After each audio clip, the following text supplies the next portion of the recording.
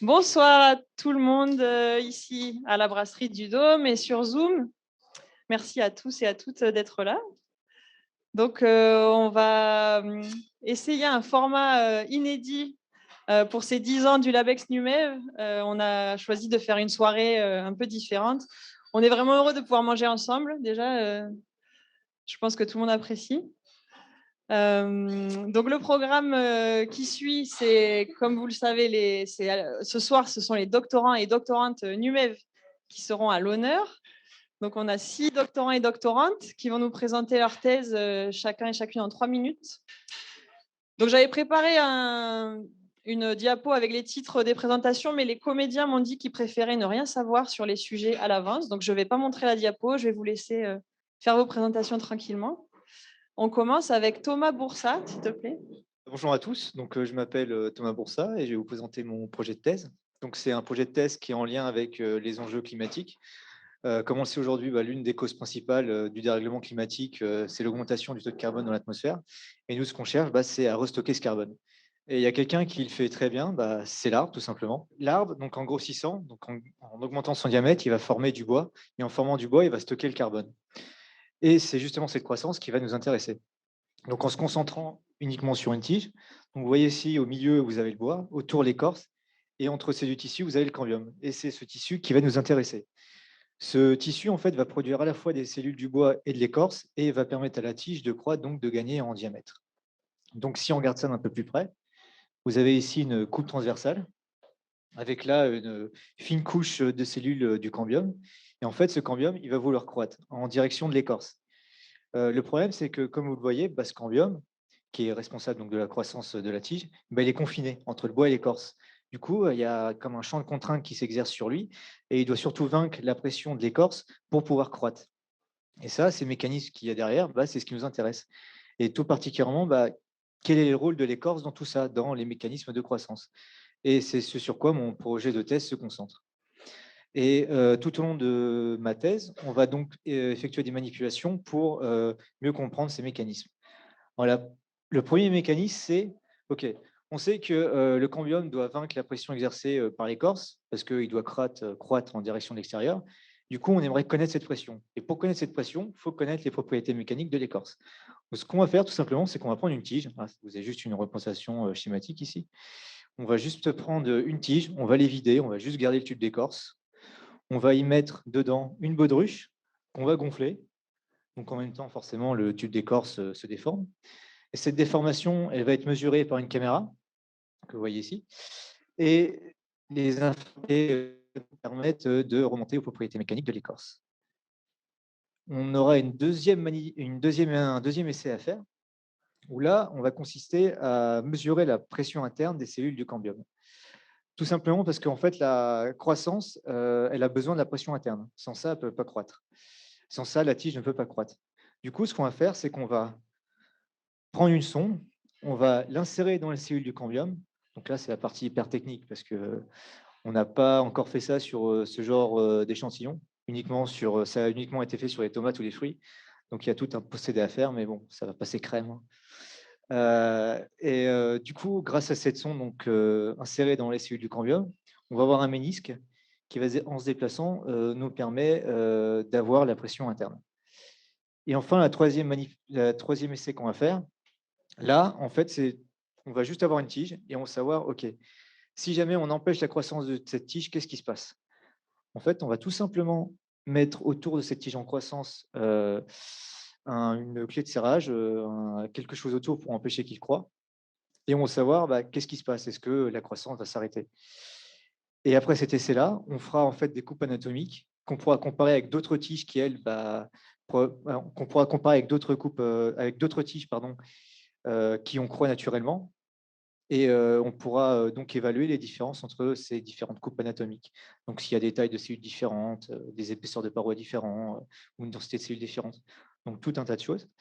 Et donc tous ces essais que je vous ai présentés, là, tous ces essais, nous permettront donc à terme de mieux comprendre comment une tige croît, parce que le moteur, c'est le cambium, mais le problème, c'est que ce cambium, il est confiné entre plusieurs tissus, et donc on aimerait en savoir plus, mieux comprendre ces mécanismes. Donc je vous remercie de votre attention. Merci.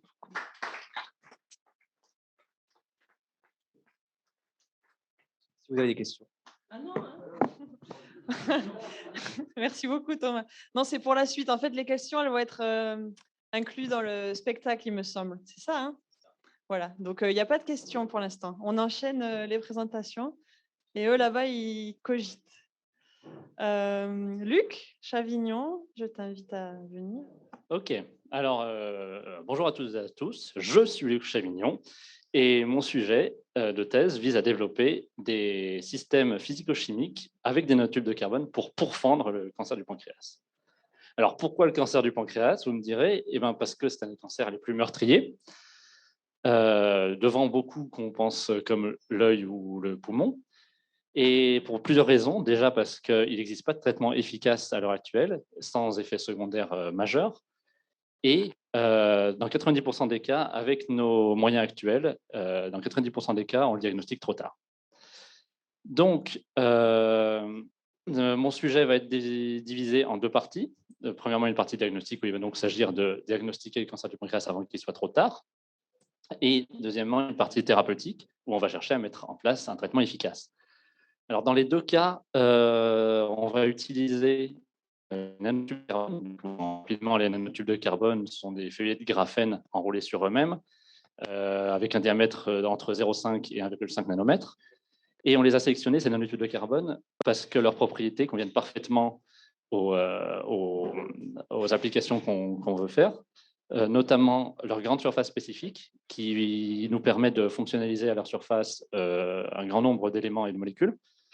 Deuxièmement, leur rigidité, qui permet de rentrer à l'intérieur des cellules cancéreuses sans les tuer, et donc d'y apporter une charge médicamenteuse. Et troisièmement, leur propriété optique, c'est-à-dire que les nanotubes de carbone émettent un signal optique dans l'infrarouge, dans le proche infrarouge, et c'est un domaine où les éléments biologiques sont transparents. Et du coup, grâce à ça, on peut facilement les caractériser. Donc, pour ce qui est de la partie diagnostique, alors, pour diagnostiquer une maladie, le cancer du pancréas ne fait pas exception, on a besoin de biomarqueurs. Et donc là, pour nous, ce sera des micro-ARN qui sont surexprimés dans le cancer du pancréas. Et on va se servir de petites structures. Donc, ce que vous voyez en noir, c'est un nanotube de carbone autour duquel on a, enfin, à la surface duquel on a fonctionnalisé un oligonucléotide et une sonde, même deux sondes. Et lorsque ces deux sondes entrent en contact, enfin, sont en présence des micro-ARN in vivo, les sondes vont se détacher et s'absorber sur les micro-ARN et emmener avec eux leur fluorophore. Et si les fluorophores respectifs, les deux, sont activés, on a un signal lumineux, signal optique, et on peut donc diagnostiquer le cancer du pancréas comme ça. Et ça, c'est au bribes, au tout début de la maladie. Pour ce qui est de la partie thérapeutique, on va encore utiliser les nanotubes de carbone, mais cette fois avec un médicament qui est acquis enfin qui est connu pour être efficace, l'abemaciclib, mais il est efficace pour tous les autres cancers, sauf pour le cancer du pancréas, parce que il n'est pas en dose assez conséquente. Donc, ce médicament-là, il permet d'empêcher la réplication de l'ADN et donc d'empêcher la multiplication des cellules cancéreuses, et en ciblant une kinase particulière. Et donc, ça permet d'empêcher, pas tuer les cellules, mais empêcher leur prolifération, et c'est ce qu'on cherche pour soigner le cancer. Et donc, dans notre cas, on va chercher à vectoriser l'abemaciclib sur nos nanotubes de carbone, donc en plus grande dose, en dose plus conséquente, donc ce sera plus efficace, et comme je l'ai dit tout à l'heure, directement à l'intérieur des cellules pour être encore plus efficace. Donc, c'est un sujet à l'interface physico-chimie-biologie, avec un peu de modélisation. On touche un peu à tout. Merci beaucoup.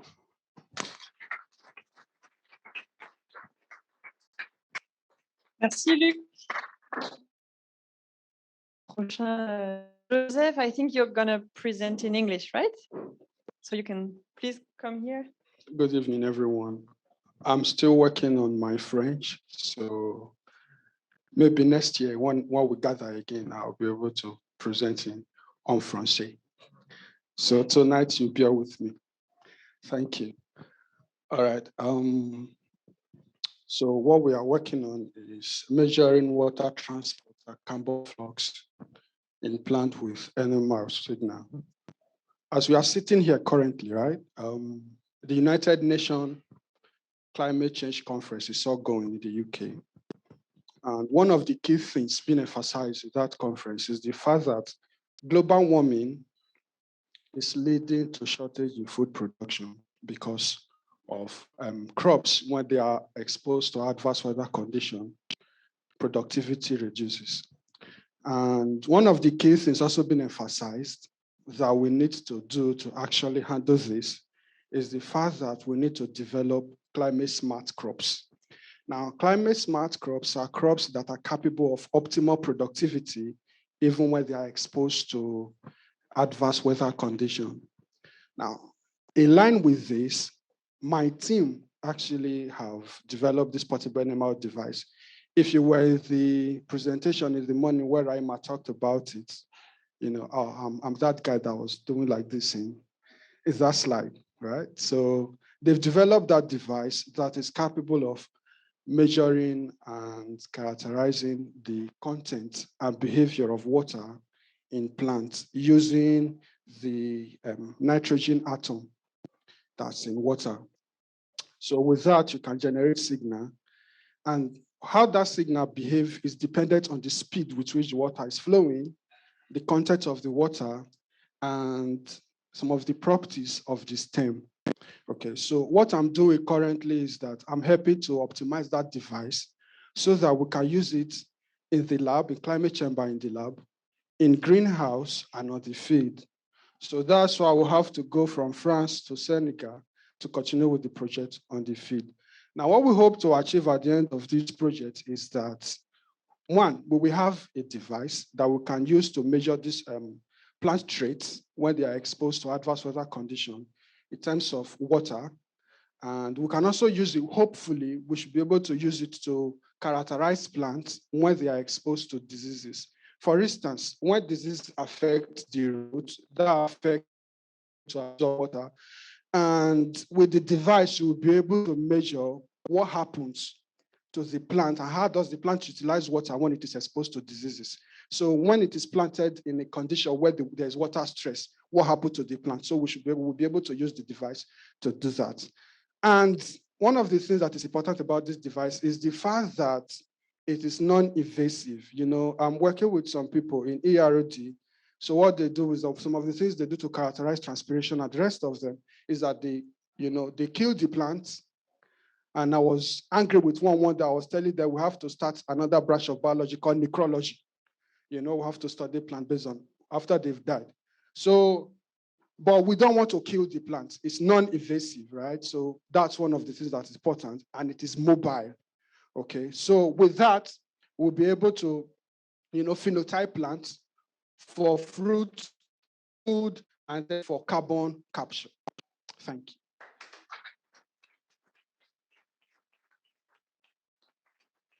Thank you very much, Joseph. And the next one is Iman El Mojarrad.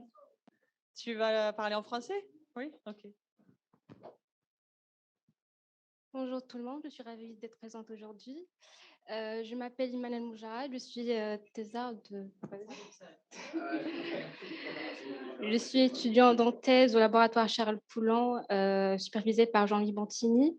Ma thèse s'inscrit dans un projet international entre l'Université de Montpellier et l'Université d'Aveiro au Portugal,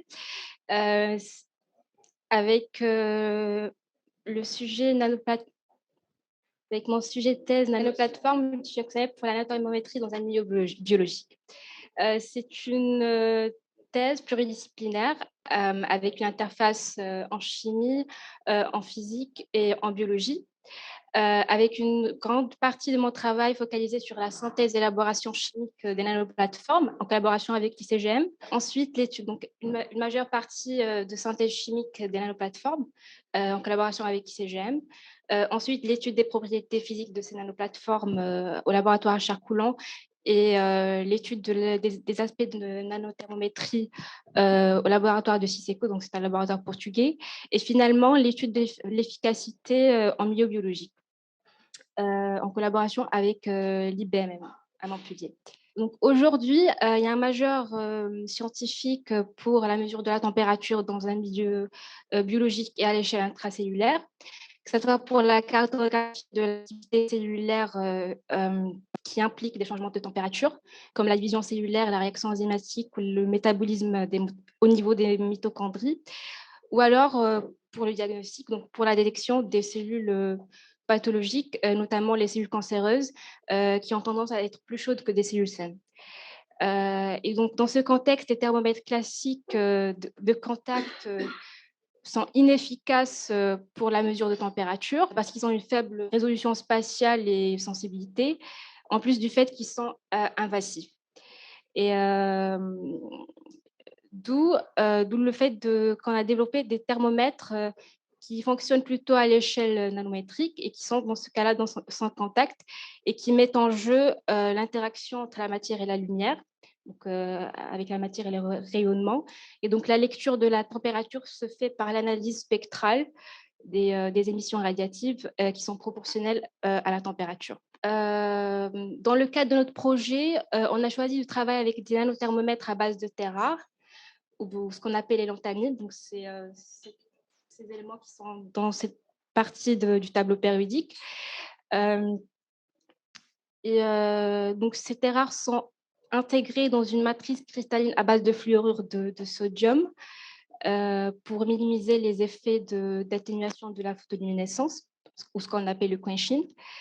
Et donc, on choisit ces éléments de terre rare parce qu'ils ont l'avantage d'avoir des propriétés de photoluminescence qui sont très exceptionnelles par rapport à d'autres matériaux. Par contre, il y a un enjeu majeur, c'est qu'on n'arrive pas à utiliser ces matériaux à l'échelle intracellulaire, notamment parce qu'ils sont toxiques et ils sont non biocompatibles. D'où l'approche de mon sujet de thèse, c'est l'encapsulation de ces nanocristaux à l'intérieur d'une coquille à base de silice hybride mésoporeuse, qui est plutôt biocompatible. Et donc, l'idée, c'est de les encapsuler de façon individuelle, de façon à les séparer et d'éviter leur agglomération et éviter les effets de quenching. Et donc, la mésoporosité permet par ailleurs l'infiltration des fluides biologiques et donc un contact entre les fluides biologiques et le nanothermomètre central.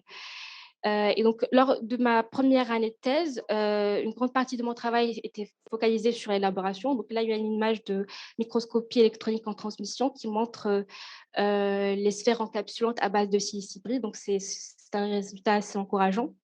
Et donc, l'étape suivante est de jouer sur l'optimisation des propriétés physiques à travers la modulation de la structure et l'étude de l'effet de nanocaffeunement sur la photoluminescence et donc sur la nanothermométrie à l'échelle intracellulaire. Et donc, finalement, évaluation de l'efficacité in vivo et in vitro dans un milieu biologique. Voilà, merci beaucoup. Merci, Iman. À toi, Ibrahim Bouzalmat. Alors, bonsoir tout le monde. Je m'appelle Ibrahim Bouzalmat. Je suis un doctorant dans l'équipe de probabilité statistique de l'IMAG à l'Université de Montpellier. Donc, juste pour mon cursus, j'ai 2 diplômes de master. Le premier, je l'ai fait au Maroc en analyse appliquée à ingénierie statistique. Et le deuxième en France, en biostatistique à l'Université de Montpellier. Donc, mon sujet de thèse est intitulé par modélisation probabiliste de la dynamique de transmission des maladies hydriques. Précisément, on s'intéresse à étudier la propagation de la fièvre typhoïde à Mayotte.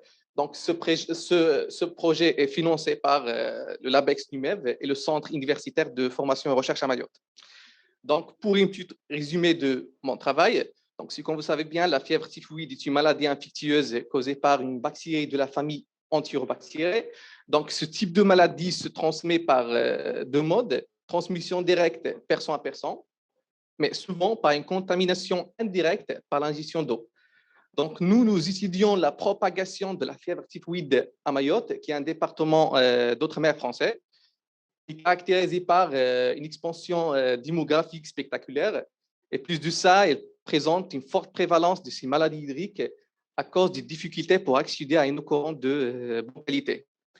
Alors, ensuite, à partir des données recueillies par notre partenaire de projet, c'est l'Agence régionale de santé à Mayotte, nous avons proposé des modèles épidémiologie probabilistes de type modèle à compartiment, modèle markovien, qui nous permet de modéliser et simuler la propagation de la typhoïde à Mayotte, en prenant en compte en particulier 2 populations de caractéristiques sanitaires différentes, ceux ayant accès à une eau de bonne qualité et ceux ayant accès à une eau de qualité dégradée.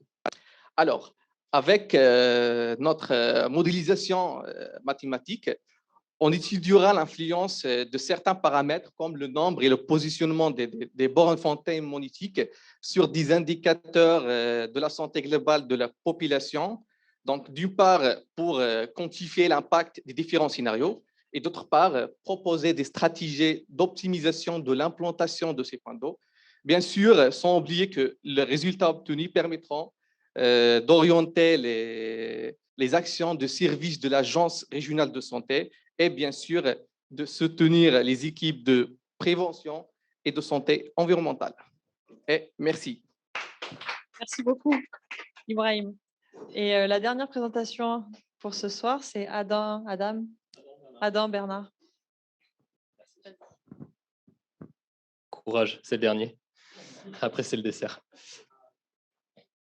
Donc moi, bonjour à tous. Je m'appelle Adam Bernard. Déjà, merci de nous avoir invités. C'est très sympa, c'est une très bonne idée. On passe vraiment un bon moment, donc merci. Moi, je suis là pour vous parler de ce sur quoi je vais travailler, du coup, comme les autres. Je vais travailler encadré par Estelle Pitard, que vous avez peut-être vu cet après-midi, qui a donné une présentation cet après-midi, très bien. Et c'est co-encadré par François Munoz. Alors, je me suis planté, il n'est plus de l'AMAP, c'est son ancien labo. Maintenant, il est au laboratoire de physique, interdisciplinaire de physique, il me semble, à Grenoble. Donc, c'est co-encadré, voilà. Donc, moi, je vais vous parler de dynamique spatio-temporelle de population qu'on va soumettre à des perturbations environnementales dans un habitat fragmenté. On va parler de données de télédétection et on va tenter d'appliquer ça à la gestion de réserves naturelles. Bon, on a fait plus court comme type de thèse. On y travaille. Donc, tu peux passer. Donc, mon site d'études, on n'y voit pas très bien. Alors, mon site d'études, c'est un étang qui se trouve entre Marseillan et Agde, l'étang du Bagnas, ça s'appelle. Et sur cet étang, donc là, on ne voit pas très bien, mais il y a un herbier qui pousse. Alors, en décembre, normalement, il n'y a rien. Et en août, on en voit. Alors là, ce n'est pas dû à la projection. En fait, on voit vraiment rien. L'eau est verte. Ce n'est pas comme la première diapo que je vous ai montrée. C'est en Nouvelle-Calédonie, la première diapo. Là, on est en France. Et si vous vous baignez là-dedans, vous ressortez, vous n'êtes pas propre. Donc l'eau est verte et en fait on ne voit pas vraiment d'herbier. Donc là vous avez dans le visible et on utilise des données satellites Sentinel-2 qui a aussi des bandes en infrarouge et c'est de ça qu'on va se servir. Donc si on passe à la diapo suivante, vous verrez qu'en infrarouge on y voit un peu mieux. En décembre, donc on voit que finalement on est plus dans les teints blancs, donc il n'y a pas vraiment d'herbier. Par contre, en août, ça a vraiment explosé. Il y a de l'herbier partout. Et nous, ce qui nous intéresse, c'est d'essayer de modéliser comment cet herbier va évoluer dans le temps. Donc pour ça, on a une haute résolution temporelle. Donc ce satellite Sentinel-2, en fait, il y en a deux. Et on a au mieux une image tous les 5 jours. Donc c'est vraiment une haute résolution. On va pouvoir vraiment avoir un suivi temporel. On a vraiment des séries temporelles à exploiter. Et on va utiliser un indice qui utilise infrarouge aussi. Donc pas celui que j'ai montré un petit peu avant, c'était pour un exemple. C'en est un autre. Mais ça fait à peu près la même chose. Et donc il existe une méthode qui a déjà été développée par quelqu'un qui a travaillé avant avec Estelle Pitard, une méthode de classification des pixels sur les images qui permettent de déterminer à chaque endroit s'il y a un herbier ou si c'est mixte ou si c'est seulement de l'eau.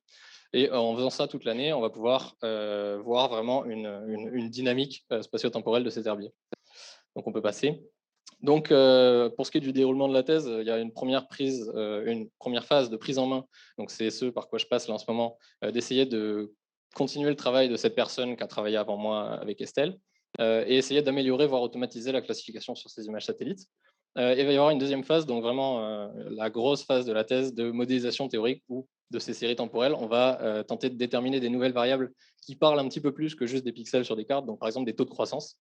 On va pouvoir faire des simulations de croissance sur ce site avec des modèles, d'abord des modèles très simples, et ensuite on va pouvoir implémenter des effets environnementaux qu'on pourrait penser bêtes comme ça, mais en fait ça n'a pas été fait encore, comme la saisonnalité. Là on a bien vu que l'herbier il se développe en été et il se rétracte en hiver. Le simple fait d'implémenter la saisonnalité dans ces modèles-là, ça n'a pas encore été fait. Donc voilà, c'est quelque chose par quoi je vais passer. Puis ensuite, une phase, alors là il faudra en discuter, d'amélioration du modèle grâce aux données, où on va tenter de mettre en relation des taux de croissance qu'on observe à ce qu'on voit dans les modèles, et trouver une méthode d'inférence des paramètres du modèle, par exemple en utilisant des méthodes, des approches bayésiennes, par exemple.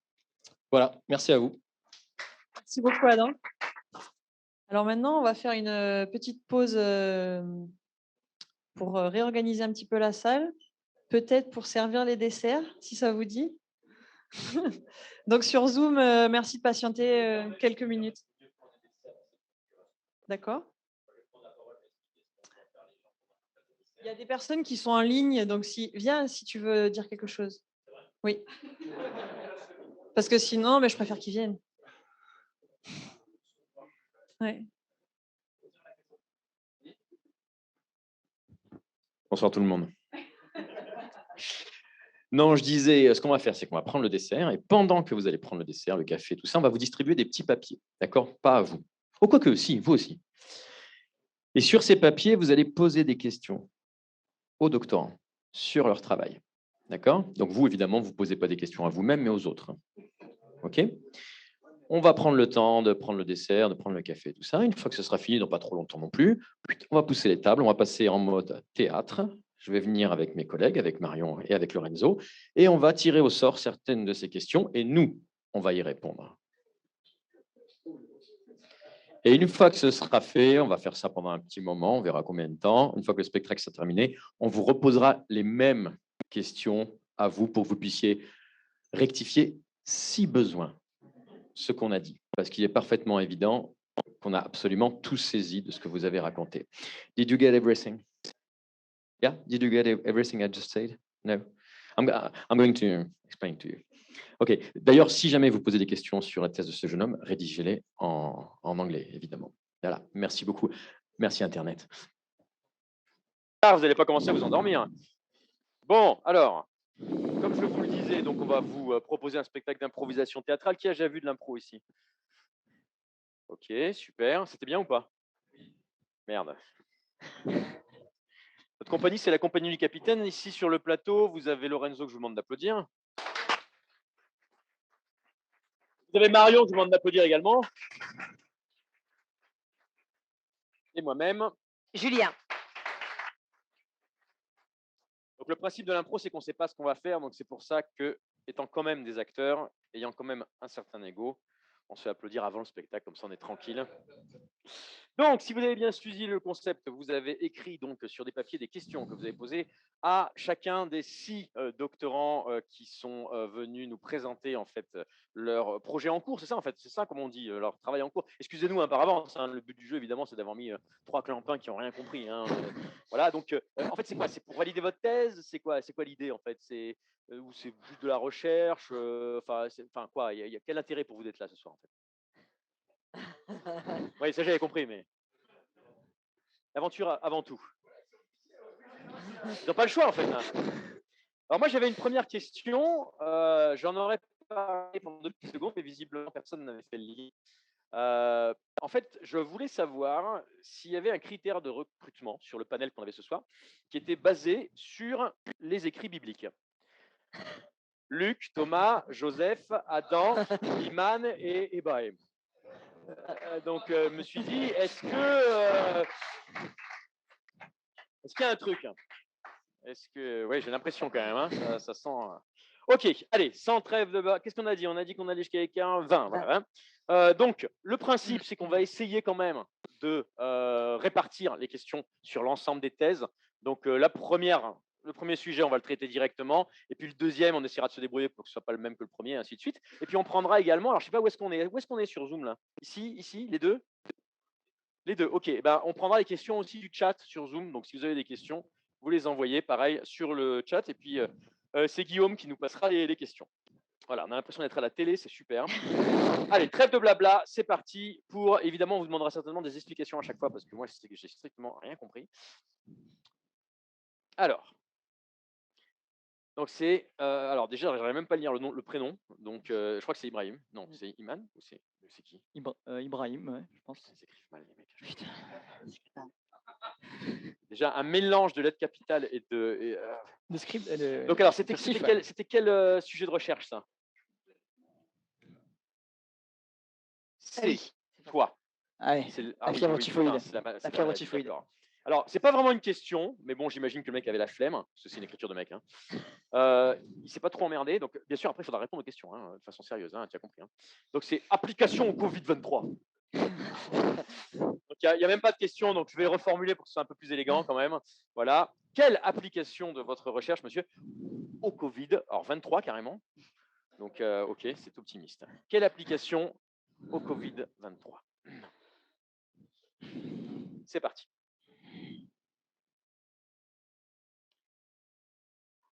Alors, fais-moi voir un petit peu où tu en es là, de tes trucs là, sur la typhoïde. Regarde, tu vois cette modélisation-là? Mhm. Elle modélise tout ce que tu veux. Ben, donc là, si j'ai bien compris, c'est la propagation de la maladie sur l'île de Mayotte, c'est ça? Voilà, c'est ça. Tu vois là, ici, D'accord. là, c'est la pointe de l'île. Mhm. Là, c'est l'autre pointe. Mhm. Puis là, c'est le reste, quoi, le centre. D'accord. Et donc, ce qu'on voit ici, c'est une espèce de courbe représentative de quoi, en fait? Bien, ça représente le vecteur de propagation. Voilà. Mhm. Ouais, comme tu peux Je voir. te demande, hein, parce que quand tu feras ta communication demain soir, c'est moi qui vais faire les diapos. Ok. Et comme tu vois, on est quand même un Ouais. labo qui travaille avant tout sur les avancées numériques. Ouais, le numérique, tout ça. Je ne voudrais pas faire de la merde. Non, genre, ce qu'il faut, c'est que tu mettes bien le diapo au moment où je parle. Ça, il n'y a aucun problème. Attends, Ok. c'est quand même notre Nickel, métier. ça va. On n'est pas du genre à laisser un Ouais, le numérique. noir pendant 3 heures. Bien sûr que non. Attends, c'est quand même notre boulot, quoi. C'est quand même le numérique, ça nous connaît finalement. Bien sûr. Donc, vas-y, au niveau de ton truc, là, je veux voir ce qu'on peut faire, quoi. Parce que... Putain, par contre, tu sais utiliser Word parce que je galère là. Word. Je connais pas. Non. C'est français, ça LibreOffice. C'est un truc de Mayotte, Bah, ça c'est pour que je puisse écrire. Ça vient du Maroc, c'est quoi? Ouais, non, c'est juste pour écrire, mais j'arrive pas à le gérer Non, c'est pas encore. ce genre de truc, nous. Tu sais, nous, Non. on est sur des trucs de pointe un petit Ok, peu. ok. Tu vois, c'est PowerPoint. tu vois. J'ai tout imprimé en fait. Si vous voulez, j'ai mis tout sur papier, comme ça on distribue. Non, on va passer pour quoi, nous? Ben, Non, on projette. je peux coller sur le mur. Comme ça, je projette les papiers. Non, mais attends. Et il y a toutes les infos. Non. Hey, c'est quand même notre spécialité, d'accord, le numérique. Donc, on va faire une soirée propre, ok? Décontractée, tout le monde bouffe, peinard et tout. Mais au moment d'envoyer les infos, bam! Tu vois, zéro bug, quoi. Sinon, on passe pour quoi? Il y aura des gens de l'extérieur et tout, ils vont nous prendre pour des cons, quoi. Donc, ce que je voulais savoir, c'est, tu vois, par exemple, mettons que, est-ce que ton projet de modélisation, il peut être adapté à une autre maladie que. Parce que c'est pas très mainstream, ta maladie. Il peut être adapté, mais il faut trouver la touche. Sur le clavier, quoi. D'accord. C'est contrôle, puis. Contrôle quelque chose, quoi. Contrôle, voilà. D'accord. Et c'est quoi contrôle? Parce qu'il y a plein de touches, mais il y a Alt, CTRL, mais contrôle, je connais pas. Écoute, je verrai avec les mecs de la technique parce qu'on est, on n'est pas tous responsables des mêmes trucs. Par exemple. Il y en a, c'est les micros, les autres, c'est la vraiment le truc, tu vois, du terrain, quoi. C'est appuyer sur le bouton, ouais. Oui, voilà. Donc, écoute, ce qui serait pas mal, c'est que tu sois capable de faire, tu vois, à un moment donné, il faut que ce soit un peu festif, tu vois, cette soirée. Ouais. Donc, le truc, c'est que, bon, ta maladie, là, comment t'appelles ça déjà? La typhoïde. Ouais, non, ça, la fièvre typhoïde. Non, c'est pas mainstream, c'est pas c'est cool. pas l'actualité, c'est pas machin. Ouais. Est-ce que tu crois qu'il y aurait possibilité à un moment donné je sais pas, d'adapter ton modèle, mais à un truc, tu vois, un peu plus sexy, comme par exemple le Covid, tu vois, en ce moment. Attends, j'ai une inspiration là. Il y a Macron qui va parler ce soir, donc. J'ai une inspiration en lettres capitales. Ce serait un Covid, tu vois, mais pas 21, tu vois, pas 19, pas 18. Donne-moi un chiffre au pif là, vas-y. Tape sur une touche au pif, vas-y sur le clavier numérique, c'est là où il y a les numéros. Voilà. Putain, en tapant sur là, t'as écrit des trucs? Ouais. Putain, merde, c'est ça le numérique. Bon, je rectifie pas à la main alors, moi. C'est du typex que vous avez mis, la Ghislaine? Ouais. Mais c'est dépassé tout ça, bon sang. Enfin, putain, en plus, c'est des jeunes qui vont faire la communication. Ils ont l'habitude d'utiliser ce genre de support. Enfin, ils vont passer pour quoi? Enfin, je veux dire, d'accord, on va projeter les choses. Ils en sont pas réduits à lire leurs diapos quand même, tu vois. Ils en sont pas réduits à se tourner vers les diapos quand ils sont pas là. Hein. Je veux dire, ils savent faire mieux que ça, d'accord. Donc, nous, il faut pas qu'on passe pour des ringards, ok? Bon, je laisse tomber le papier alors. Tu laisses tomber le papier. Il y a du brouillon si vous voulez. Ok. Donc on fait ça, tu nous fais une modélisation, mais sur un Covid-23, et puis tu sais quoi? Allez, tant qu'à faire. Un 24, un 25, un 26, jusqu'à 30, quoi. 30. Comme ça, on est peinard. C'est pas trop ambitieux, 30? Non, c'est pas mal. Allez. C'est pas mal. Et puis tu sais, l'île de Mayotte d'ici là. Merci beaucoup. Hein.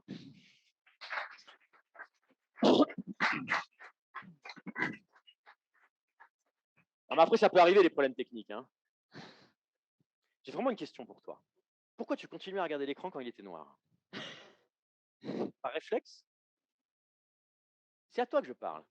Il n'y a que toi qui as fait ça.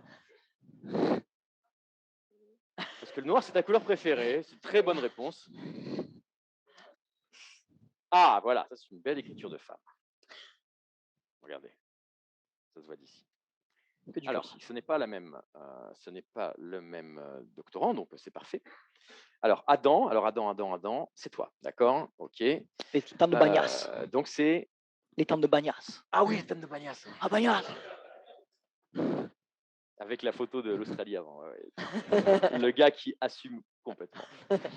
Est-ce que les images satellites, il y a 2 T à satellite, permettent de différencier les espèces de plantes? Ok, on aura cette question à répondre tout à l'heure. Est-ce que les images satellites permettent de différencier les espèces de plantes? C'est parti.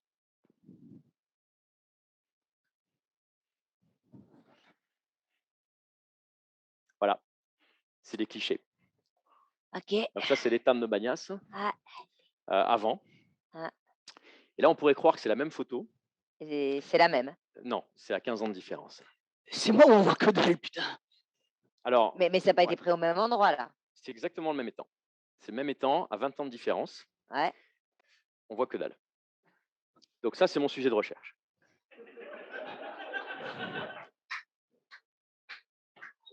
Je vais un peu essayer Non, de mais développer. les mecs, ils vont croire que tu as eu un problème d'imprimante et que tu essayes de faire avaler ça. C'est pas possible. C'est... Je suis allé chez les gars qui ont pris les photos satellites et j'ai vraiment regardé les clichés et tout. C'est vraiment comme ça, en fait. Tu sais, sur la télé, on peut régler un truc. Ça Ouais, n'a c'est rien la à voir avec la luminosité. luminosité, les gars. Arrêtez de Non, me sérieux. non, mais si, C'est ça. Ah, Voilà. mais le contraste, la luminosité, attends. Eh ben, je te jure, Non, mais en j'ai plus, changé. maintenant, avec les téléphones, c'est des trucs vachement bien. Ça n'a quoi. rien à voir. C'est mon boulot, c'est comme ça. Je bosse sur un truc. Mais tu sais quoi, tu le refais, tu mets le filtre Oslo de Insta, là, et puis ça Non, masse. je vais pas mettre un feed Instagram sur mes photos satellites. Mais oui, mais si tu veux qu'on voit un C'est le truc. cœur, c'est le cœur de mon travail. Mais Comment ouais. vendre ça?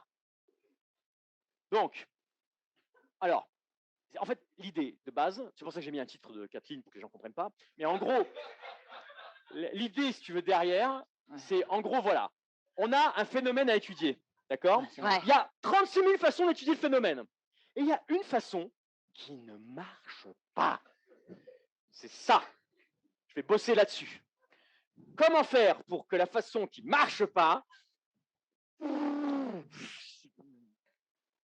j'allais pas dire marche parce que visiblement c'est même pas possible. Tu vois, en fait, regarde, moi je cherche les plantes, tu sais, les amas de. les herbiers, quoi, les herbiers. Oui, voilà, les Un bon herbier, Voilà. quoi. Et en fait, Pourquoi Enfin, être si loin dans le noir pour aller chercher un truc, bon, c'est pas possible. C'est... c'est la principale critique qu'on me fait. Hein. À chaque fois qu'on me lâche des thunes, c'est ce qu'on me dit. On me dit, c'est l'étang de Bagnas, c'est pas l'Australie, pourquoi tu vas pas?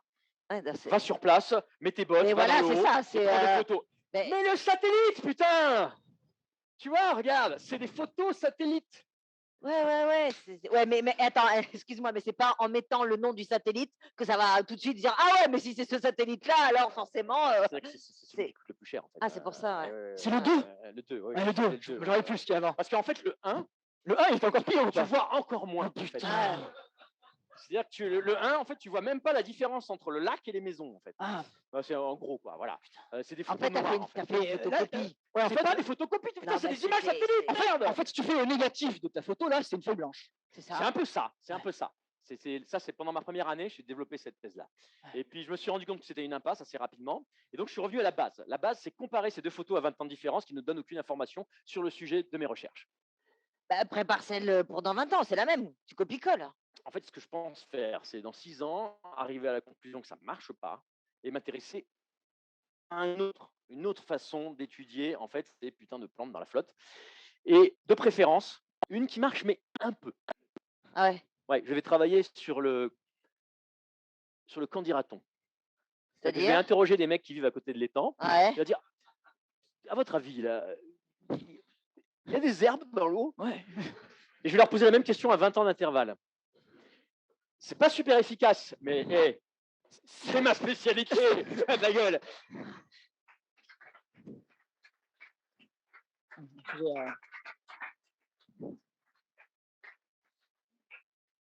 On a quand même que tu nous expliques quand même.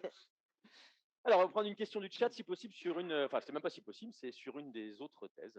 Un des autres Alors, travails. oui, j'en ai une sur alors, les nanotubes. Ah, les nanotubes. nanotubes, Comment C'est un le nanotube Sparkas. de carbone peut être fonctionnalisé pour être plus sélectif des cellules cancéreuses que des cellules saines? Attends, vas-y, recommence. Attends, Parce qu'il faut qu'il note pour après, pour répondre. Comment un nanotube de carbone peut être fonctionnalisé pour être plus sélectif des cellules cancéreuses que des cellules saines? Ok. C'est une question de Jules. Oui, enfin, il y a des enfants qui regardent le film, c'est vraiment basique comme question.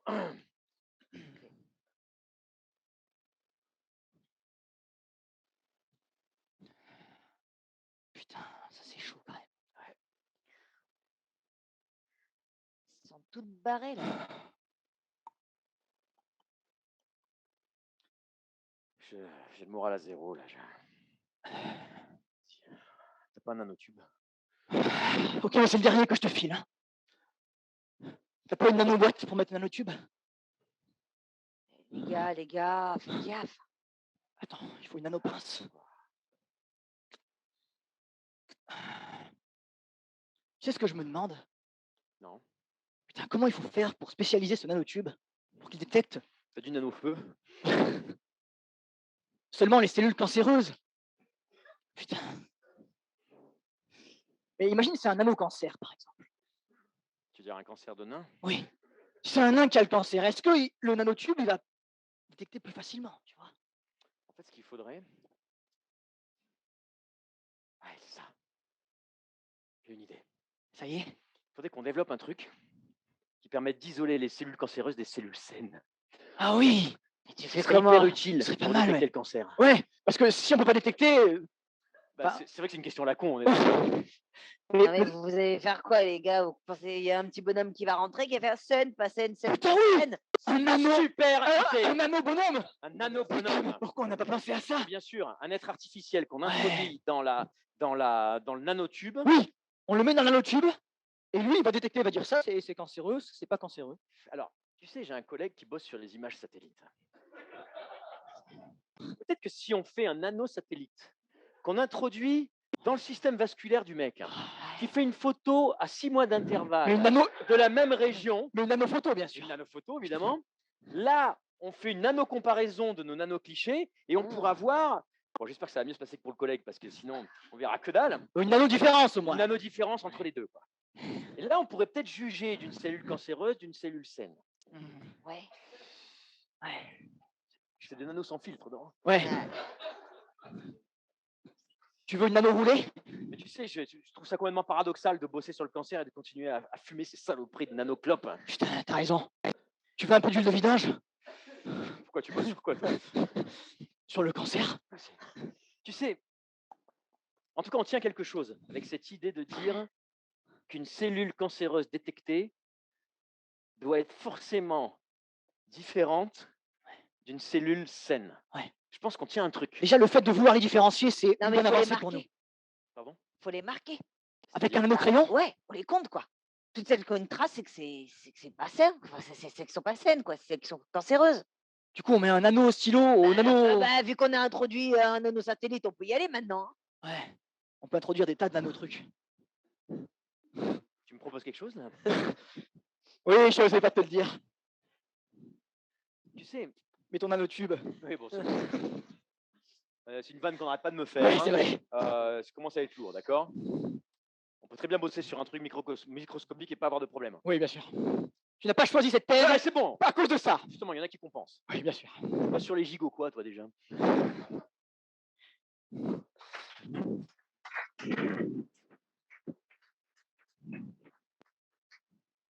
Ça va être difficile jusqu'à présent de rectifier parce qu'on a quand même fourni l'intégralité des réponses. Hein. C'est sûr. Alors, Thomas, il y a peu de questions sur... Ah, Thomas encore, si? Non, c'est l'arbre. Non, pas encore. Ah, Thomas. L'arbre? Non. Le cambium. Oh C'est putain, le cambium, là. le cambium. Alors ça, c'est de loin les diapositives les plus stylées quand même. Hein. Là, ça Il y avait une bougeait. coupe transversale, là. Ouais, ça bougeait, Une les coupe animations transversale. et tout. Et puis le mec qui les envoyait, c'est pas... Enfin bon, bref. Est-ce qu'isoler l'écorce modifie sa précontrainte? Moi, la réponse me semble évidente. Maintenant, apparemment, la personne veut savoir. Est-ce que isoler l'écorce modifie sa précontrainte? Bon, bah... Voilà. Écoute. J'ai isolé l'écorce. Ouais. OK. Elle est isolée, c'est-à-dire que là, il y a l'écorce. Ouais. Là, il y a l'arbre. Ouais. Tu as le cambium, là, qui est autour. Ouais. C'est bien ça, hein? Bah ouais. Ouais, c'est bon. OK. Ben, du coup... C'est l'isolation totale. Ah non, partiel. Partiel. Oui, mais alors comment est-ce qu'on peut être sûr de l'intégralité enfin, comment dire, les résultats vont-ils être probants si jamais l'isolation n'est pas complète? Tu veux dire que la précontrainte ne sera pas complète? C'est pas ça. Ce que je veux dire, c'est que on a un arbre, d'accord? Ouais. Ouais. L'écorce, le machin au Le milieu. cambium. Ouais, voilà. Ouais. Et au milieu, le bois, quoi. Tous ces éléments dans le bois coexistent, Ouais. d'accord, pendant des années. Ils échangent, c'est un organisme vivant, on est d'accord? C'est vivant, d'accord? c'est vrai. Donc il y a une forme d'échange en fait entre tout ça. Et là, du jour au lendemain, on sépare l'écorce. On sépare l'écorce? Attends. Non, l'écorce de l'arbre. Ah putain, mais l'écorce. Parce qu'eux, ils veulent se séparer. Non, rien à voir avec les séparatistes. D'ailleurs, oui, c'est une coïncidence. C'est bizarre quand même. Oui, hein. non, mais je sais. Moi, je pense que c'est une question. Regardez. On sépare l'écorce. Ah putain, c'est chaud. Non, on peut pas faire ça. Bon, déjà, enlevons nos cagoules. Déjà. Bon, allez, je vais peut-être poser ça. Oui, voilà. Ok. Ok. De toute façon, si on le fait totalement, sinon ça n'a aucun intérêt de le faire. Ça n'a aucun intérêt. Je veux dire, c'est une vraie séparation. Exactement. Une vraie séparation des. Non, parce que si on sépare un peu, Il faut arrêter de dire séparons l'écorce. Ouais, Ça porte à. Ah, ok. on va ôter l'écorce. Encore Non, pire. non, bah, Bon, revenons à la manipulation. c'est ça. Moi, je pense qu'il faudrait. Le FLNC, il faut pas l'appeler comme ça. Moi, je pense qu'un petit peu de bombe. Non plus, pas de non bombe. plus, non plus. Il faut qu'il y ait une vraie séparation de l'enveloppe extérieure de l'arbre. Voilà. Ça va être un peu plus long, mais au moins ça marche, d'accord. Du reste de la tige. Attention, parce qu'on ne dit pas un tronc. hein. Non, c'est la tige. Ah, c'est une tige. C'est une tige. Ah oui, Une oui, belle oui, oui, tige, oui, mais oui, une oui, tige non, quand non, même. C'est un arbre, mais il a une tige. Ah non, on déconne pas, bien sûr. Les fleurs ont des troncs. C'est pour faire chier. D'accord. Donc on sépare L'enveloppe extérieure corporelle de l'arbre, de sa tige. Voilà. Mais on se débrouille pour qu'il n'y ait plus aucun échange entre les deux. Il faut une vraie isolation. On met un mur. On peut mettre un mur. Effectivement, oui, ça peut être une bonne idée. D'autres idées? Je Une pense vraie isolation, une isolation qui soit à la fois, j'en sais Ah rien, bah, un mur. mécanique, thermique. Thermique. Ah, de l'aluminium alors. Pour isoler thermiquement, c'est le top. Écoutez les gars, c'est mon travail, d'accord? Moi, je vous ai dit de venir pour me filer un coup de main, mais à un moment donné, il faut que vous compreniez qu'on ne peut pas faire n'importe quoi, d'accord? C'est hyper important cette histoire de cambouis là, de cambium, d'accord? C'est le bordel qu'il y a entre le bois et l'écorce. Et le bois. Oui, c'est du bois aussi l'écorce finalement. Vous vous rendez pas compte, putain, c'est ce qui véhicule merde quoi. Oui, bah, du coup, s'il a plus son écorce, ça se trouve, il va se barrer. J'en sais rien. Le cambium va se barrer. Bah ouais. Putain, c'est une super idée ça. Mais t'as raison. Le bois, le cambium, l'écorce. T'enlèves l'écorce, le cambium se casse la gueule. Putain. Oui, c'est pas porte, t'en sais rien. En tout cas, ça, c'est mon hypothèse de départ. Ok. Après, une deuxième couche de cambium, puis une troisième couche d'écorce. Puis derrière, on remet une couche de bois. Et là, je me fais un lasur parfait dessus. Oh, pardon, excuse-moi, c'est mon ancien métier. Excuse-moi, j'ai des formations professionnelles. Mais ça m'intéresse. Un petit parquet sympa. Non, mais au moins, il y a une application concrète à tout ce merdier.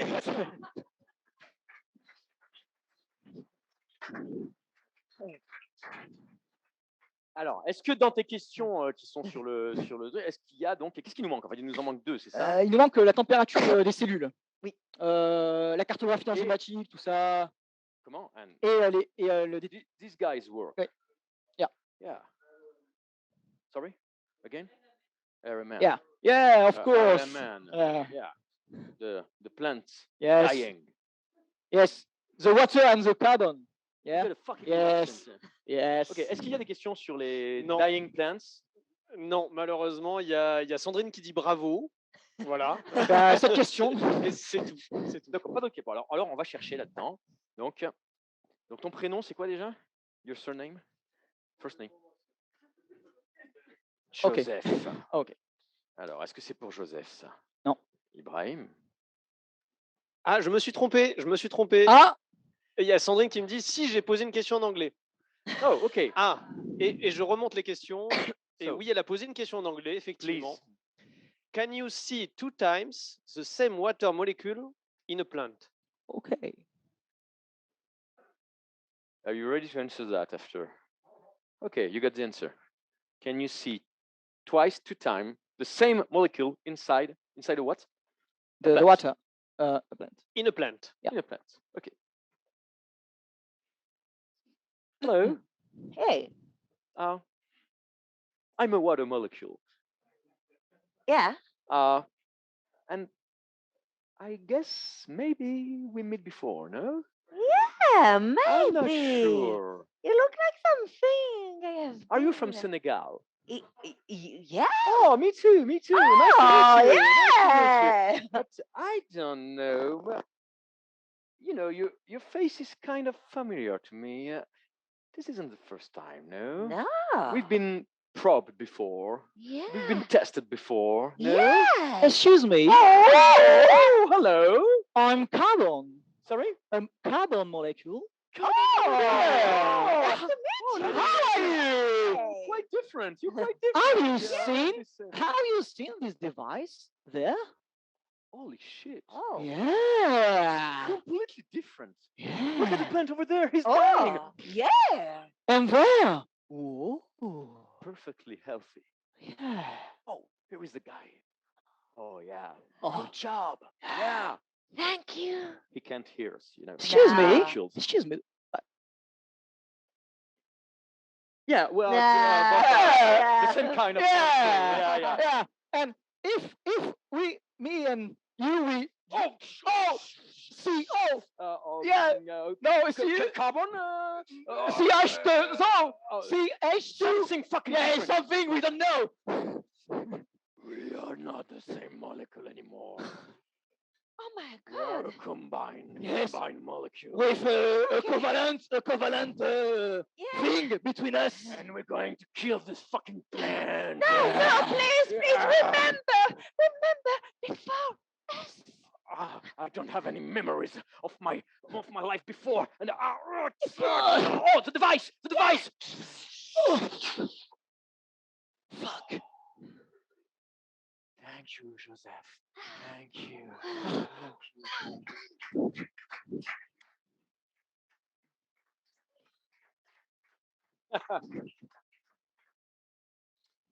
Qui nous reste-t-il? La température enzymatique, la Allez, cartographie enzymatique. Les petits, les nanocristaux aussi. J'ai cru comprendre qu'il y avait une histoire de. Le pancréas. À moins que tu en aies une dans le. Non, là pour le moment, j'en ai pas. Non, non. Adam. Il est tutoie et tout. Alors, Adam, tu penses mesurer le. C'est la fête. Hein. Combien un arbre? Non, nanotube, c'est pour le pancréas aussi. Ça, c'est comment? C'est nano quoi? Ah, voilà. Ah, Quelle oui. serait la sensibilité du thermomètre nanoscopique? T'es capable de répondre à ça? Tranquille. Ah. Mais nous aussi. Bon alors,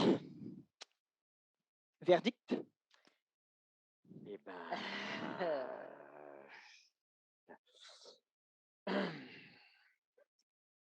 Je crois que vous avez un peu de température. Oui, mais c'était un peu sensible quand même. Un peu sensible, c'est-à-dire? Ma prise de température. Oui, alors, Ghislaine m'a dit que vous aviez été un peu surpris de la façon dont Ouais. vous avez pris la température. Je vous avoue, quand on m'a appelé pour venir vous voir pour un sujet, pour une thèse, comme un cobaye, je ne m'attendais pas à ça. Écoutez, on a besoin de tester en fait nos appareils sur des milieux vivants qui soient vivants et en conditions. Hein. C'est ça. Donc, le problème, c'est qu'on a besoin de faire plusieurs prises en fait. Vous voyez ce que Oui. je veux dire pour pouvoir, Vérifier. voilà, confirmer les résultats en Voilà. fait. Donc, Ghislaine ici présente va vous reprendre la température avec un appareil légèrement différent du premier. Vous allez voir. C'est un anneau cette fois-ci, parce que la première fois, c'était pas un anneau. Hein. Oui, mais en fait, c'est ça. En fait, on essaye, Voilà. d'avoir des résultats qui vont balayer l'intégralité du spectre de taille. D'accord. Et avec ça, vous allez mesurer la température de mes cellules. En fait, dans un premier temps, on a mesuré l'intégralité de votre corps Voilà. grâce à ce gigathermomètre dans lequel vous êtes rentré. Ok. D'accord? Enfin, oui, dans le attendez-vous Avec d'ailleurs l'enveloppe à... extérieure. Hein, Voilà, bien sûr. sûr. Attendez-vous à quelques effets secondaires dus au mercure dans lequel vous avez été immergé pendant une demi-heure. Voilà. Maintenant, nous allons aller à l'autre bout de l'échelle. C'est ça. C'est-à-dire utiliser le thermomètre nano. Nano, thermique. Voilà. Voilà. C'est exactement l'inverse. Au lieu que vous soyez immergé dans le thermomètre, c'est le thermomètre qui va être immergé en vous. en quelque sorte, dans votre cellule. D'accord. Tout petit. Les cellules de quel endroit exactement? Eh bien, c'est quand même un thermomètre qui reste un thermomètre. Donc, Ah. on est obligé de le mettre dans les cellules où on met les thermomètres. Mais vous ne sentirez rien. Non, puisqu'il est tout petit. Voilà. Alors, c'est un thermomètre qu'on a baptisé du nom de la chanteuse préférée de Ghislaine, le Nano Mouskouri. Très bien. Pourquoi? Parce que vous allez voir, il est très strident, en fait. C'est-à-dire que vous allez sentir comme une petite vibration, comme une sorte de petit, comme s'il y avait un petit cri à l'intérieur de votre cellule, d'accord? Mais il ne faut pas vous inquiéter. Non, Non, je m'inquiète pas. c'est juste pour stipuler que ça y est, il est bien rentré en contact avec votre cellule. Donc là, vous allez avoir une vibration qui va se répandre sur l'intégralité de votre squelette et qui va nous prévenir à nous que le nanothermomètre fonctionne. Voilà. Alors voilà, juste par contre, du coup, ce qu'on essaie de voir, c'est la phase 2, d'accord? Oui, bien sûr. Comment faire pour appuyer sur ce putain de petit bouton? Donc il faut que tu trouves une solution. Oui, alors j'avais pensé à une nanotige qu'on pouvait. Ou alors Je te une rappelle que l'idée, télécommande. c'est que ce ne soit pas invasif. Oui, bien sûr. D'accord? Oui, alors Donc on a pensé à ce que le thermomètre ne soit pas invasif, Oui. mais la façon d'aller Oui, le non, déclencher, c'est forcément vrai, invasif. Oui, oui, bah oui, Mais mets tes gants d'ailleurs, mets tes gants. non, mais alors peut-être que si éventuellement une petite télécommande. Dans l'absolu, la télécommande, on ne la lui rentre pas, donc on peut l'avoir de taille Voilà. normale. Hein. Oui, alors une télécommande normale ou comme Qui ça, déclencherait qui à déclencherait distance. oui, tout à fait. D'accord. Et au niveau de la sensibilité du thermomètre, ça aussi, on n'est pas tout à fait clair en fait. Parce que vu Ben- que c'est un tout petit thermomètre qui est censé, je ne sais pas trop comment prendre la température avec les couleurs, là, c'est le... Donc, je veux dire, à quoi on peut s'attendre? Un degré, un demi-degré, un dixième de degré? Et ça dépend de la sensibilité de sa cellule, en fait. Excusez-moi, je suis un prokaryote. J'ai plusieurs cellules. Parce que vous avez dit la sensibilité de sa cellule. Oui, parce qu'on va en Parce tester. qu'on va, ah oui, attention, c'est un thermomètre oui. par cellule. Ah, Bien d'accord. sûr. Alors là, on va vous lâcher Ah oui, là, plusieurs millions de thermomètres. Hein. Oui, oui. Oui. Alors, on commence en rafale ou Tout d'un coup, tout d'un coup. Ah, d'un coup. Ah, D'accord. oui, oui, Mais oui. vous voulez me compacter ensemble ou comment ça se passe? Non, en fait, c'est plusieurs tubes comme ça qui D'accord. chacun plusieurs seringues d'un coup comme ça. Ok. Voilà, c'est l'équivalent de l'intégralité des doses de Covid de Montpellier, mais une personne en même temps. Voilà. Et vous allez, ah oui, vous allez sentir passer, on vous le dit, hein, ça va rentrer dans les cellules, ça va crier façon Nana Mouskouri. Ah, mais Ah bah là, vous allez ça va chanter. vibrer. Hein. Le gigathermomètre à côté, c'est de la rigolade, vous allez oui. voir. Hein. Ah oui, oui. Est-ce que chaque nanothermomètre va crier ou c'est Ils sont tous différents. Non, oui, mais Ah, alors ils ont- après, on s'est quand même débrouillé pour bien les mettre ensemble. Hein, donc, ça devrait faire un joli cœur. Une harmonique. un tube? Un tube. Un tube, exactement. Très bien. Donc, le mieux, c'est que tu lui injectes l'intégralité des thermomètres. D'accord? Tout va bien se passer, tout va bien se passer. Et en fait, dans le tas, il y en a bien un qui va marcher. Ah bah, normalement, oui. Alors, au niveau des formes, tu as vu que sur la diapo, on avait mis plein de petites formes différentes. D'accord. Ça, c'est vrai? Ils sont vraiment de plein de formes comme ça? Ah bah Ou c'était oui. juste parce que c'était rigolo de dessiner. Ah bah non, non, non, bah, c'est votre qu'à faire. Ils Hein, sont tous de formes ils sont différentes. tous de formes différentes. C'est comme les pattes, Parce que les petites pattes, les lettres. les lettres, d'accord. Voilà, bah là, on s'est inspiré. D'accord, ok. Ok, oui, ok, non, moi j'arrive pas à voir le lien, mais oui, ok, d'accord. Mais c'est juste, j'ai vraiment du mal à me représenter ce thermomètre en fait. C'est vraiment avec des petits boutons comme ça Oui, dessus. bien sûr. Et il réagit avec son contact à l'extérieur, en fait. C'est comme s'il avait des tout petits yeux et qu'il regardait ce qui se passait au milieu de lui. Disons la vérité, le petit thermomètre, oui, il va dans le petit cul de la cellule. C'est un peu ça. C'est un peu ça. On va vous faire l'injection. On va voir ce qui se passe. Voilà. Merci bien.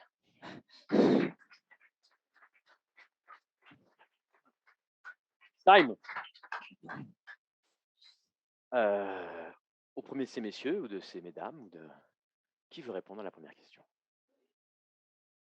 Oh, mais regardez. Alors, ce qui est important, évidemment, à chaque fois, c'est de préciser à quel point on a été pertinent. Le pourcentage de vérité qu'il y avait dans notre réponse. Et voilà. Alors, la question, est-ce qu'on peut rappeler la question? C'est est-ce qu'on peut Ah oui, alors oui, utiliser c'est le truc de Covid-23? alors c'est application au Covid-23. C'est une question qui est un petit peu bizarre, mais alors là, je veux dans 70%. Ah bon. Mais bon, 70% de ce qu'on a répondu était correct. En même temps, on a beaucoup parlé des erreurs de manipulation de diapo. Donc, alors, pour cette question-là, je pense que oui, c'est possible. On peut développer des approches probabilistes qui nous permettent d'étudier le dynamique de Covid. Mais pour 23, je ne suis pas sûr. on espère surtout que vous n'aurez pas de sujet d'étude. Parce que les chercheurs maintenant, ils sont toujours en galère, c'est juste pour comprendre le Covid-19, les imitations. Hein. Mais les Justement, est-ce qu'il ne inquiétez serait pas temps que la recherche précède les catastrophes plutôt qu'elle ne les suive? pas. Est-ce que ce ne serait pas un peu ça l'idée de la science? Qu'est-ce que vous avez à répondre à ça, monsieur Ibrahim?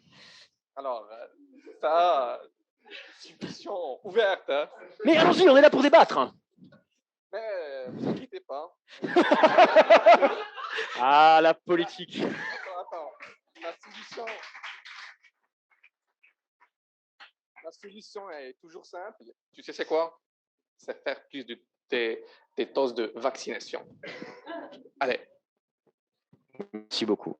Merci. C'est une réponse parfaite. Merci beaucoup. Merci. Je vais récupérer le micro. Merci. Who's next? Eh bien, oui, c'est toi. Ah oui. oui. En fait, c'est dans l'ordre où vous étiez assis, je crois quasiment. Je crois que la question est ici, me semble-t-il, mais je ne suis pas certain. Ah, les images satellites. La question était... Adam. Tu ne nous la fais pas, Adam.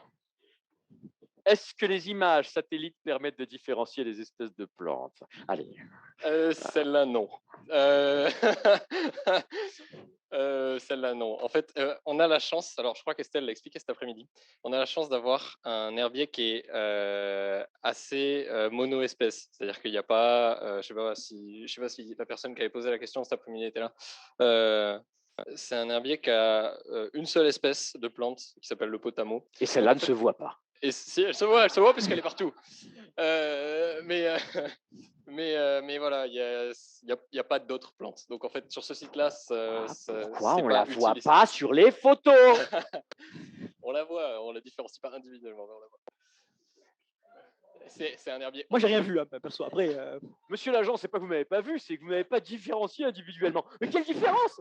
T'as les deux photos exactement. Tiens, voilà, regarde. Ah, voilà, photo satellite de l'étang de... Comment il s'appelle déjà? Voilà. Donc on voit bien ici l'absence totale de différence. Et voilà, et il n'y a pas de plantes différentes. Ça tombe. Donc alors, la question était donc, est-ce que les images satellites permettent de différencier les espèces de plantes? Et la réponse est non pour celle-là. Non, la résolution est trop basse. Enfin, on peut pas, à 10 mètres de précision, on peut pas avoir les plantes individuellement, c'est pas possible. Mais j'ai l'impression que la question, enfin je ne veux pas me mettre à la place de la personne qui l'a posée, mais il ne parlait pas forcément spécifiquement de cette espèce-là. J'ai l'impression que c'est un peu plus large, excuse-moi. Hein. Est-ce que les images satellites permettent, sous-entendu d'une façon générale, de différencier les espèces de plantes? Alors j'imagine bien que tu n'as pas bossé là, cette question-là, puisque tu ne savais pas que tu allais avoir une question là-dessus, mais improvise. Des arbres, ouais, des gros arbres, très gros arbres. Avec des grosses tiges. Avec des très grosses tiges. Voilà. Là, ouais. Ah, donc il faut arriver à vraiment à des proportions, gros pas des nano-proportions, quoi. Voilà. Ok, très bien. Est-ce que la personne qui a posé la question est satisfaite de la réponse? Ils sont 3 à lever la tête, donc ils sont 3 à avoir rédigé cette question. C'est un travail collaboratif. Merci beaucoup. Who's next? Alors. allez, le cambium.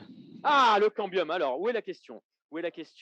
Alors, c'était la question. Elle n'était pas du. Ah, c'était l'écorce. Quand on séparait l'écorce. C'était une question qui venait du chat, me semble-t-il, non? Oui, la séparation de l'écorce. Non, c'est pas ça? Tiens. Alors, c'était une question. Vous vous rappelez de la question ou pas? C'est qui l'a posé? Qui est en train de parler? Ah oui, la contrainte, ouais. La contrainte. Ah oui, c'est ça. Ah oui, c'est la pré-contrainte. La pré-contrainte, ouais. Est-ce qu'isoler l'écorce modifie sa pré-contrainte? C'est une bonne question. Ça fonctionne. C'est juste qu'en fait, on n'a pas de retour, mais sur le feed Zoom, ils t'entendent. Bonjour Zoom. C'est la technologie, c'est un peu notre spécialité ici. Oui, effectivement, oui. Dans un arbre, oui. Effectivement, dans un arbre, en fait, on a un équilibre des contraintes et que quand, par exemple, on coupe un arbre, on va avoir un équilibre des contraintes qui va résulter en une modification des dimensions. Thomas. Ouais. Est-ce que tu peux commencer, s'il te plaît, pour nous, par nous expliquer la question, s'il te plaît, avant d'y répondre? C'est ce qu'on avait dit, non? Est-ce qu'isoler l'écorce modifie sa pré-contrainte? Qu'est-ce que ça? Réponse courte, probablement. Non, dis-moi, que veut dire la question? Que nous, on comprenne la question. En fait, dans un arbre, donc on a les cellules qui grandissent.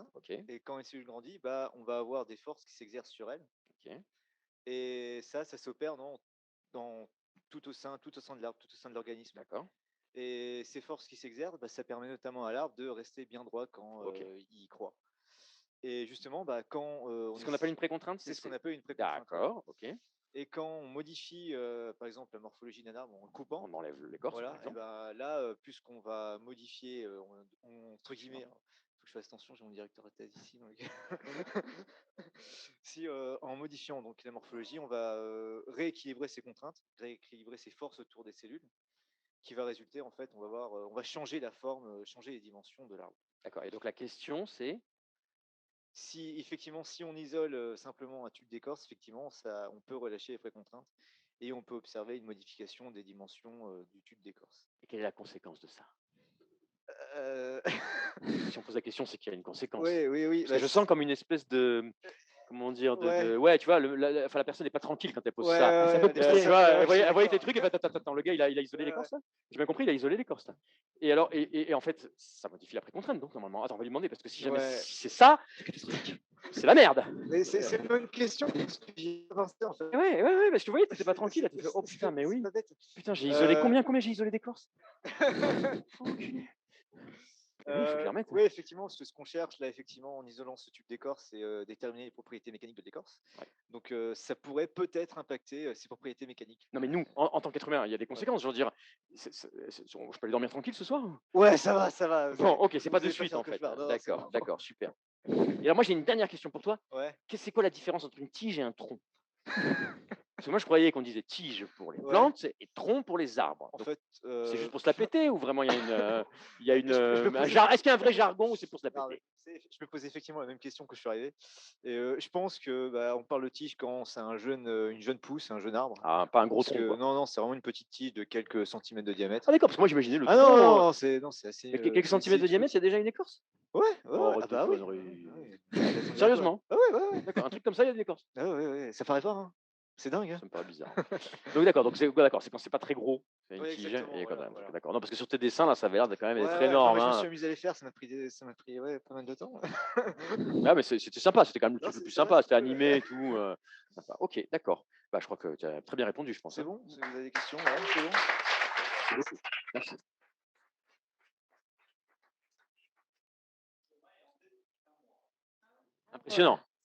Impressionnant.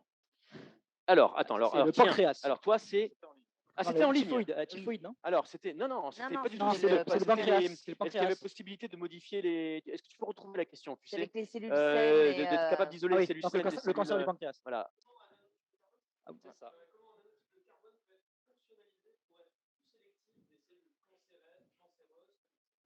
Alors, alors. Eh ben, en fait, alors déjà, quand le.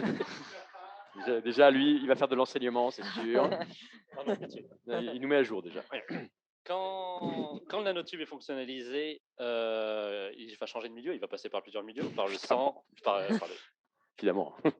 Non, mais vas-y. Et le pH n'est pas le même à chaque fois. Il y a peut-être des gens qui ne savent pas tout ça. Dans les tissus cancéreux, le pH est acide. Donc déjà, selon, dans certaines configurations, les nanotubes, par exemple avec des groupements carboxyles, seront...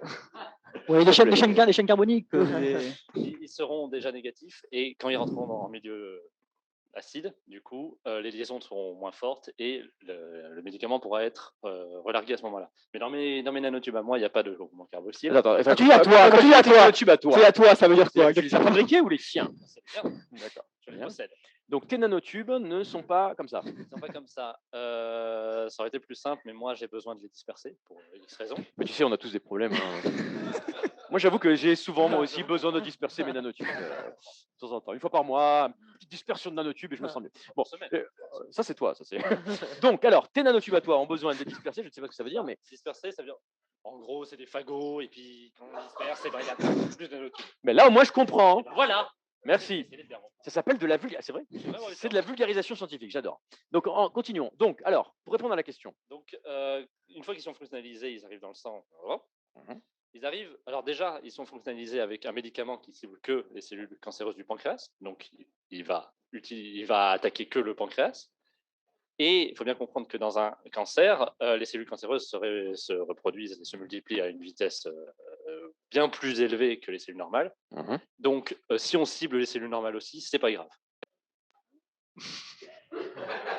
Alors, ça me rappelle le discours de George W. Bush quand il a envahi l'Afghanistan et qu'on lui a posé des questions sur les dégâts collatéraux. Vous savez, le terrorisme se répand beaucoup plus rapidement que n'importe quel... C'est bizarre quand même ton truc là. Ça semble quand même un peu. Ça va déraper là si je continue. C'est-à-dire. Mais non, mais alors ça veut dire quoi en fait? C'est-à-dire que finalement c'est pas la question, c'est pas un problème en fait. C'est pas un très gros problème. D'accord. Évidemment, on veut préférentiellement cibler les cellules cancéreuses. Et c'est ce qu'on fait parce qu'il y en a plus de toute Parce façon. qu'en fait, qu'est-ce qui se passe quand un de tes tubes rentre en contact avec une cellule saine? Eh ben, il va faire exactement la même chose. Il va l'empêcher de se Et reproduire. les conséquences sur cette cellule saine ne sont pas graves, c'est ça? Elle va s'arrêter de se multiplier, mais c'est une cellule saine. Donc bon, on en a plein d'autres. Voilà. George W. Bush. Et concernant l'Afghanistan. Bon, c'est relativement. Donc en fait, finalement, la réponse, c'est peu importe, quoi. On préfère cibler quand même bien, mais si jamais ça n'a pas de conséquences directes sur la personne dont le pancréas reste malgré tout sain, enfin autant qu'il puisse l'être, puisqu'il a peut-être un cancer. C'est ça? précisément. Putain, je pourrais présenter une émission de vulgarisation scientifique, je pense. Hein. Merci beaucoup, merci beaucoup, merci.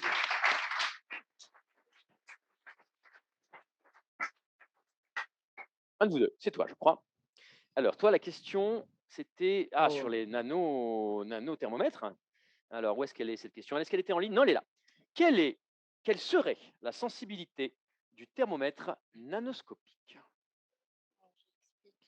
Ouais, s'il te plaît, parce que nous, tu as bien vu qu'on n'avait pas tout à fait bien compris. Enfin, je sais pas, est-ce qu'on a bien compris? Est-ce qu'on a compris ce que c'était qu'un thermomètre? Donc, la question, c'est à quel point les nanothermomètres sont sensibles à la fluctuation de la température à une échelle si basse, à l'échelle des cellules. D'accord. Est-ce qu'on parle de quoi, là? De millièmes de degrés L'échelle du micron.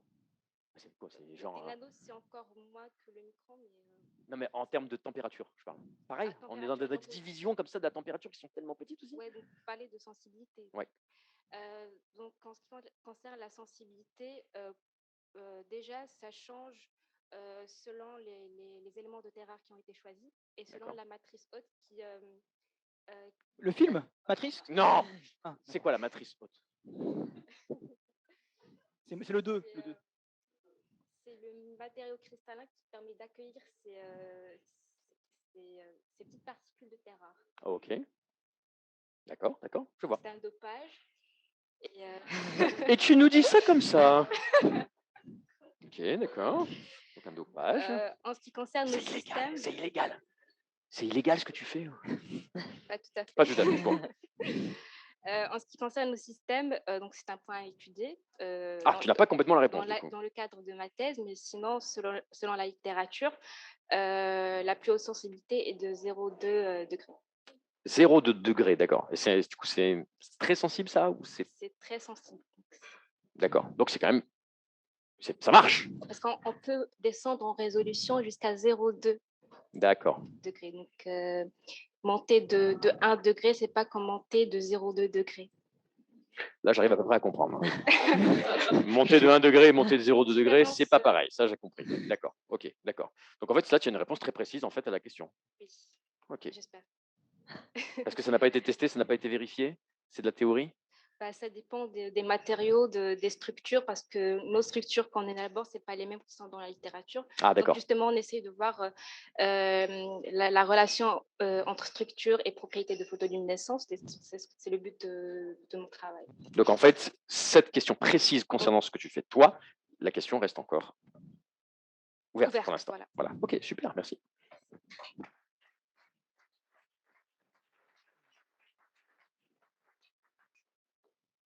It's your moment, man. Savor. Joseph. We're all alive thanks to you. De rien. Alors, remember the question? Est-ce qu'on peut la redire, la question de Sandrine? Okay.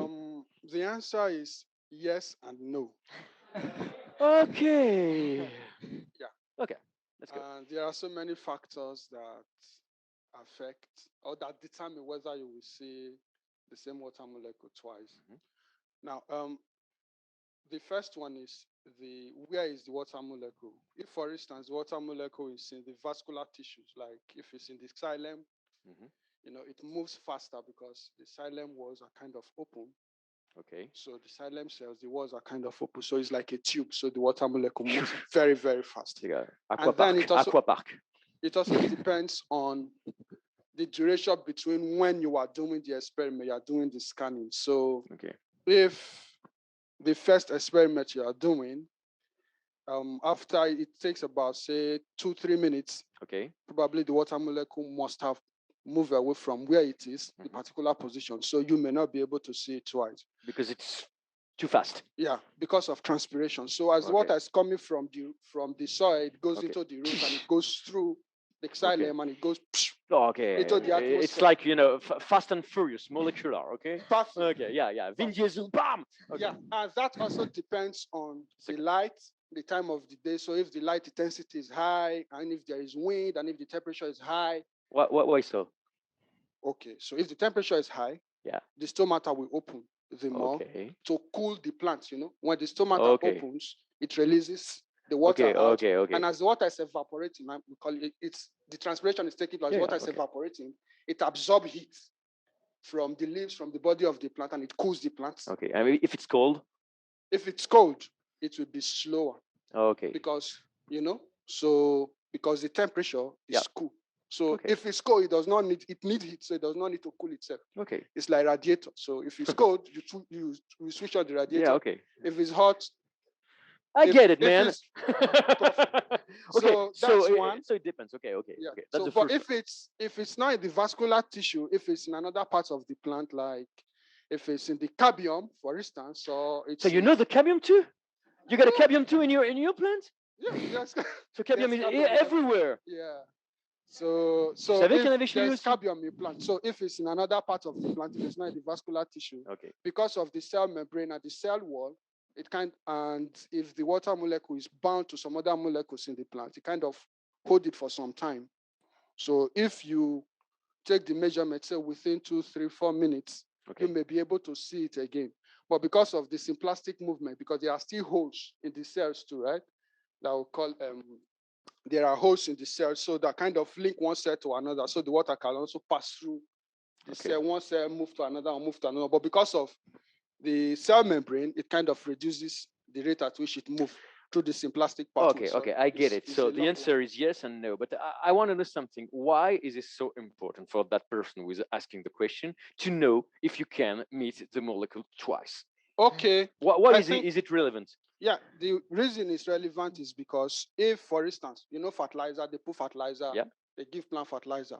So fertilizer need water to dissolve it, right? Okay. So once you add fertilizer to the soil, the fertilizer will dissolve in the water. It will break down into the various components with which the plant can actually absorb it. Okay. Right. So if the time duration, if like in part of the world where they depend on rainfall, for instance, so once it rains and you've applied your fertilizer, if you apply the fertilizer too early, the rain might wash the fertilizer off from the soil. So the plant may not have access to the fertilizer, or it may not have access to all the fertilizer that you have. But if you can plan the time of your application of the fertilizer, it would have dissolved in the present water that's available, so it will be able to absorb that particular nutrient. All right, so that's why the timing is also very important. Okay, so basically you want to meet the molecule twice. So yeah, in that case you will want to meet that particular molecule so that you can absorb the nutrient that you so that you won't waste your fertilizer, for instance. Very good. Thank you very much. Good luck. Thank you.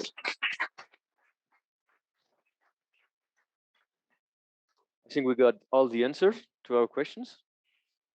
So you want to say something to finish the Zoom? ¿Quieres decir algo para finir el Zoom? Si. Ich freue mich zum Eins, oh ja, Maria, es war sehr gut. Oh fuck. Sehr lustig. Oh ja, genau, merci ja. beaucoup. Avec grand plaisir, avec grand plaisir. plaisir. Merci à tout le monde d'être resté jusqu'à la fin. Merci sur Zoom à ceux qui sont restés. Et merci à tout le monde. Et à demain matin. Bonne soirée. Demain matin. Merci beaucoup.